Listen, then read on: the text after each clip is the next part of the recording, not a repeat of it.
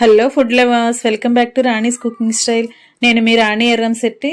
ఈరోజు స్వీట్ చేసి చూపిస్తానండి. చాలా చాలా టేస్టీగా ఉంటుంది. బొంబాయి రవ్వతో చాలా ఈజీగా డిఫరెంట్గా టేస్టీగా స్వీట్ అనేది చేసుకోవచ్చు. ఆ ప్రాసెస్ అంతా కూడా నేను వీడియో చూపిస్తూ మీకు చెప్తానండి. అంతకు ముందుగా మీరు కనుక నా ఛానల్ని సబ్స్క్రైబ్ చేసుకుని వారైతే రన్ అవుతున్న వీడియో కింద రెడ్ కలర్లో సబ్స్క్రైబ్ ఆప్షన్ ఉంటుంది కదా, దానిని టచ్ చేసి ఏఎల్ఎల్ ఆల్ అనే బెల్ ఐకాన్ని కూడా యాక్టివేట్ చేయండి. నేను ఏ రోజు పెట్టిన రెసిపీస్ ఆ రోజు మీ ఫోన్కి నోటిఫికేషన్కి వస్తాయండి. ఓపెన్ చేసి చూసుకోవచ్చు.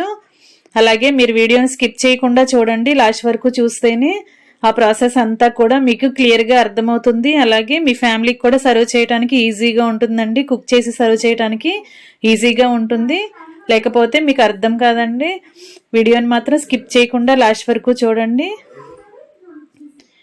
ఫ్రెండ్స్, ముందుగా నా ఛానల్ని సబ్స్క్రైబ్ చేసుకోకపోతే సబ్స్క్రైబ్ చేసుకోవటం మాత్రం మర్చిపోకండి. అలాగే రెసిపీ అనేది నచ్చినట్లయితే లైక్ చేసి షేర్ చేసి మీ ఫ్రెండ్స్కి ఫ్యామిలీ మెంబర్స్కి కూడా షేర్ చేయండి.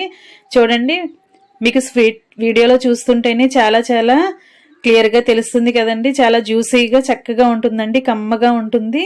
ఆ ప్రాసెస్ అంతా కూడా మీరు స్కిప్ చేయకుండా చూడండి. ఇంకా కుకింగ్ స్టార్ట్ చేద్దామండి. ఇలా కళాయి తీసుకోండి. దానిలో ఒక స్పూన్ నెయ్యి వేసుకుని 1 కప్పు బొంబాయి రవ్వ వేసుకోండి. స్టవ్ వెలిగించుకొని స్టవ్ మాత్రం సిమ్లోనే పెట్టుకోండి. హీట్ అనేది ఎక్కువగా పెట్టకూడదండి. లో ఫ్లేమ్లో పెట్టుకుని బొంబాయి రవ్వ అంతా కూడా కొంచెం పచ్చివాసన పోయే వరకు ఫ్రై చేసుకోండి. 2-3 నిమిషాలు ఫ్రై చేస్తే సరిపోతుందండి. కలర్ అనేది అస్సలు చేంజ్ అవ్వకూడదు. మనకి పచ్చివాసన పోయేలా వేపుకునేది చాలా కమ్మగా, స్మెల్ అనేది కమ్మగా వస్తుందండి. అప్పుడు ఈజీగా అర్థమైపోతుంది. అప్పుడు 1 కప్పు పాలు పోసుకుని రవ్వంతా కూడా కొంచెంసేపు ఉడికించుకోండి. ఉండలు లేకుండా బాగా కలుపుకోవాలండి. 1 కప్పు బొంబాయి రవ్వకి 2 కప్పుల పాలు సరిపోతాయండి. ఫస్ట్ 1 కప్పు పాలు ఫుల్గా పోసేసుకుని బాగా కలుపుకోండి. ఇప్పుడు చిటికెడు సాల్ట్ వేసుకోండి. స్వీట్స్కి సాల్ట్ టేస్ట్ అనేది యాడ్ అయితే ఆ టేస్ట్ అనేది స్వీట్స్కి చాలా బాగా పెరుగుతుందండి. కమ్మ టేస్ట్ వస్తుంది. తర్వాత ఇంకొక కప్పు పాలు పోసుకుని పిండి అంతా కూడా కలుపుకోవాలండి. సాల్ట్ కూడా పిండిలో కలిసే వరకు బాగా కలుపుకోవాలి. ఇంకా స్టవ్ ఆఫ్ చేసేసుకుని 1 టీ స్పూన్ నెయ్యి వేసుకోండి. ఆ నెయ్యి వేసుకుని ఆ నెయ్యి కూడా పిండిలో కలిసే వరకు బాగా కలుపుకోవాలండి. బొంబాయి రవ్వ అనేది కొంచెం పెద్దగా, పలుకులు పెద్దగా ఉన్నట్లయితే మీరు మిక్సీలో ఈ బొంబాయి రవ్వని మిక్సీలో గ్రైండ్ చేసుకుని కూడా ఆ పౌడర్ని తీసుకుని స్వీట్ చేసుకోవచ్చండి. లేదంటే ఇలా డైరెక్ట్గా పాలతో కూడా ఉడికించుకోవచ్చు. ఇంకా స్టవ్ ఆఫ్ చేసేసుకుని ఉడికించుకున్న పిండి అంతా కూడా ఒక ప్లేట్లోకి పెట్టేసుకుందామండి. ఇలా పెట్టుకుని చేత్తో బాగా మ్యాష్ చేస్తూ ముద్దలాగా చేసుకోవాలండి. ఇప్పుడు వేడిగా ఉంది కదా, ఒక 10 నిమిషాలు అలా ఉంచేస్తే మూత పెట్టుకుని ఉంచుకుందామండి. అలా ఉంచితే రవ్వ అనేది బాగా ఉడికి మగ్గుతుంది. లోపలికి చక్కగా సాఫ్ట్గా వస్తుంది. చల్లారిన తర్వాత ఇలా చపాతీ ముద్దలాగా కలుపుకుందాం. ఫ్రెండ్స్, మనం నెయ్యితో రవ్వను ఫ్రై చేసాం కదా, అలాగే ఉడికిన తర్వాత పాలతో ఉడికిన తర్వాత కూడా రవ్వలో నెయ్యి వేసాం కదా, 1 స్పూన్ నెయ్యి వేసాం కదా, రవ్వ ముద్ద అనేది మన చేతికి అంటుకోకుండా చక్కగా సాఫ్ట్గా వస్తుందండి. చేతికి అస్సలు అంటుకోదు. అలా పిండిని బాగా మ్యాష్ చేస్తున్నట్లుగా మెత్తగా కలుపుకోవాలి. అలా చేస్తే రవ్వ అనేది సాఫ్ట్గా వస్తుందండి. స్వీట్ చక్కగా జ్యూసీగా సాఫ్ట్గా ఉంటుంది. తింటున్నప్పుడు ఎక్కువసేపు ఇలా పిండి ముద్దని చక్కగా కలుపుకోవాలి చేత్తో.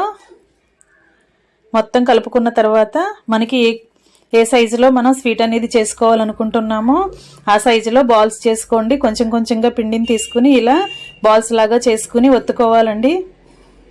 నేను వీడియోలో చూపిస్తున్న విధంగా చేసుకోవచ్చండి. లేదంటే మీకు ఎలా నచ్చితే అలా చేసుకోండి. నేను ఇలా స్క్వేర్ షేప్లో చూపిస్తున్నాను కదా, మీరు రౌండ్గా సర్కిల్ లాగా కానీ, రెక్టాంగిల్ లాగా కానీ, లేదంటే సిలిండర్ షేప్లో కానీ చేసుకోవచ్చు. నేను ఇలా స్క్వేర్ షేప్లో చేసి చూపిస్తున్నానండి. ఇలా మనం ఉడికించుకునే పిండి అంతా కూడా ఇలా చేసుకుని ఒక ప్లేట్లోకి పెట్టేసుకుందామండి. మరీ లావుగా చేసుకోకూడదండి, లోపల ఉడకవు. అలా అని మరీ సన్నగా చేసుకున్నా మరీ క్రిస్పీగా అయిపోతాయి డీప్ ఫ్రై చేసినప్పుడు. అందుకే మీడియంలో చేసుకుని పక్కన పెట్టుకోవాలి.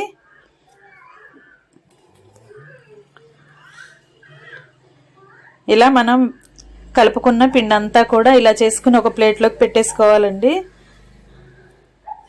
చూడండి నేను ఇలా చేశాను కదా, మరీ లావుగా కాకుండా సన్నగా కాకుండా ఇలా మీడియంలా చేసుకోండి. అప్పుడే కరెక్ట్గా డీప్ ఫ్రై అవుతాయి. ఇప్పుడు స్టవ్ వెలిగించుకుని కళాయి పెట్టుకుని డీప్ ఫ్రైకి సరిపడా ఆయిల్ పోసుకోండి. ఫ్లేమ్ని మీడియంలోకి అడ్జస్ట్ చేసుకుని నూనె బాగా కాగిన తర్వాత మనం చేసి పెట్టుకున్న బిస్కెట్స్ అన్నీ కూడా ఒక్కొక్కటి వేసుకుని డీప్ ఫ్రై చేసుకోవాలండి. ఆయిల్కి అన్నీ సరిపోతాయో అన్నీ వేసుకోండి. ఎక్కువగా వేసుకున్నామంటే కరెక్ట్గా ఫ్రై అవ్వవు. ఇలా ఖాళీగా ఉంటే చక్కగా పొంగుతాయండి. మనం నేతితో ఉడికించాం కదా, ఉడికినప్పుడు నెయ్యి వేసాం కదా, చక్కగా మనం వంట సోడా లాంటిది ఏమీ వేయకుండానే చక్కగా పొంగుతూ వస్తాయండి. చాలా బాగా వస్తుందండి స్వీట్ అనేది. వంట సోడా అసలు యూజ్ చేయక్కర్లేదు. పాలతో పిండిని ఉడికించాం కదా, చక్కగా సాఫ్ట్గా చక్కగా వస్తాయండి. ఇలా డీప్ ఫ్రై చేసుకుని మరీ ఎక్కువగా గోల్డెన్ బ్రౌన్ కలర్ రానివ్వకుండా ఇలా కొంచెం కలర్ చేంజ్ అయిన తర్వాత వెంటనే వాటిని తీసుకుని వేరొక ప్లేట్లో పెట్టేసుకోవాలి. మనం ఆయిల్లో వేసిన వెంటనే కూడా గరిటెతో కదపకూడదండి. కదిపితే రవ్వంతా కూడా ఓపెన్ అయిపోయి ఆయిల్లో కలిసిపోతుంది. కొంచెం సేపు హీట్ అయిన తర్వాత వాటిని వెనుక వైపుకు తిప్పుకొని ఫ్రై చేసుకోవాలి. ఇలా ఫ్రై అయిన తర్వాత అవన్నీ కూడా ఒక ప్లేట్లోకి పెట్టేసుకోవాలి. ఫ్రెండ్స్, ఈ రెసిపీ అనేది చాలా చాలా బాగుంటుందండి. చాలా తక్కువ ఇంగ్రీడియంట్స్తోనే చేసి చూపిస్తున్నాను కదా, ఈజీగా కుక్ చేసేసుకోవచ్చు. అలాగే స్వీట్ అనేది చాలా చాలా టేస్టీగా ఉంటుంది. మనం స్వీట్ తినాలి అనుకున్నప్పుడు బయటికి వెళ్ళి తెచ్చుకునే అవసరం లేకుండా ఇలా ఇంట్లోనే 1 కప్పు బొంబాయి రవ్వతో చాలా ఈజీగా చేసేసుకోవచ్చు. ఇప్పుడు నేను చేసి పెట్టుకున్నవన్నీ కూడా అలా కొంచెం కొంచెంగా వేసుకుని డీప్ ఫ్రై చేసుకుని పక్కన పెట్టేసుకుందామండి అన్నిటినీ కూడా. మీరు ఒకసారి ఈ రెసిపీ అనేది ట్రై చేశారంటే మీకు ఖచ్చితంగా నచ్చుతుందండి. వీడియోని మాత్రం ఎక్కడా స్కిప్ చేయకుండా లాస్ట్ వరకు చూడండి. ఇలా పొంగుతూ వచ్చాయి చూసారండి, చాలా చక్కగా వచ్చాయండి. ఇప్పుడు పాకం రెడీ చేసుకుందాం. వీటిని పక్కన పెట్టేసుకుందాం. ఖాళీగా ఉన్న కళాయిని తీసుకుని మనం ఏ కప్పుతో అయితే రవ్వ తీసుకున్నామో అదే కప్పుతో పంచదార తీసుకోండి. 1 కప్పు రవ్వకి 2 కప్పుల పంచదార తీసుకోండి. షుగర్ తక్కువగా సరిపోతుంది అనుకునేవారు 1.5 కప్పు అయినా తీసుకున్నా కూడా సరిపోతుంది.